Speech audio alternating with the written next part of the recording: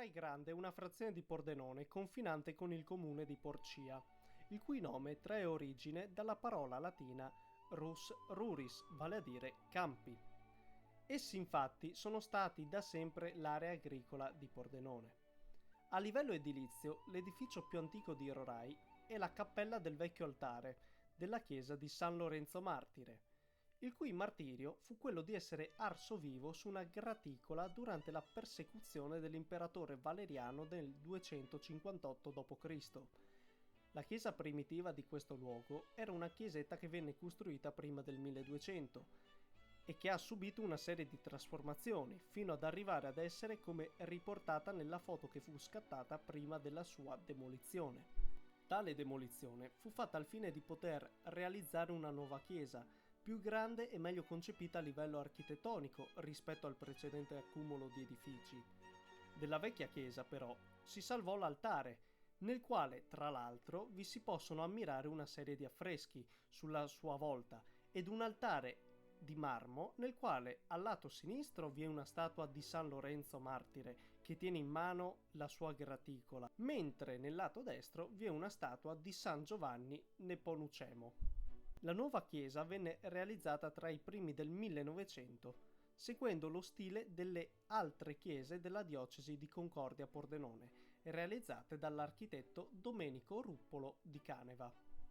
Per quanto riguarda il piazzale della chiesa, c'è da dire che esso non è stato realizzato tramite alcuna opera ingegneristica, bensì è il risultato di una serie di lavori fatti nel tempo tra il sagrato della vecchia chiesa e l'intersecazione delle due vie di Via Canova e di Via Maggiore. È importante inoltre sottolineare il fatto che in quanto sagrato esso svolgeva la funzione di cimitero di Rorai, funzione che però venne abbandonata in epoca napoleonica, quando, tramite editto, si stabilì che i cimiteri dovevano essere realizzati solo al di fuori delle zone abitate.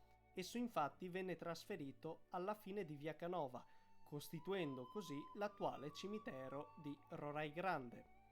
Oggi il piazzale consiste in una spianata di asfalto, nella quale in precedenza fino agli anni 70 vi era un'area più verde. È da ricordare infine l'avvenimento del maggio del 2002 nel quale un aeroplano precipitò sull'antico olmo che si ergeva fino ad un paio d'anni fa accanto al campanile della chiesa. Il cotonificio di Rorai Grande si trova nell'omonima frazione di Pordenone. Esso risalente all'anno 1846 e come gli altri ex cotonifici, anch'esso è un reperto di archeologia industriale che ci dimostra il passato dell'imprenditoria pordenonese. Esso è circondato da una serie di laghetti realizzati da ingegneri venuti dalla Svizzera, i quali si resero conto che si poteva sfruttare l'acqua delle rogge, che fluivano costantemente tutto l'anno, per ottenere delle cadute, capaci di produrre energia elettrica a basso costo o di dar vita a un cotonificio. Esso poi è costituito da due aree, di cui oggi una è integra e mentre l'altra presenta gravi danni alla struttura.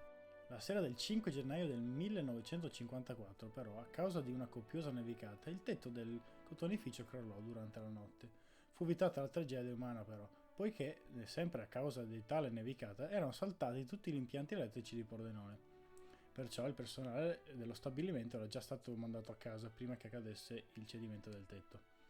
Tale crollo del tetto, però, portò alla chiusura dello stabilimento e al conseguente abbandono dell'intera struttura e dei laghetti circostanti. Fu poi nell'ottobre del 2018 che il sindaco di Pordenone Alessandro Ciriani fece bonificare l'area e divenne un parco intitolato Parco dei Martiri delle Foibe. Si decise di dedicare il luogo ad un capitolo della storia italiana in cui il ricordo è stato ingiustamente abbandonato per molto tempo.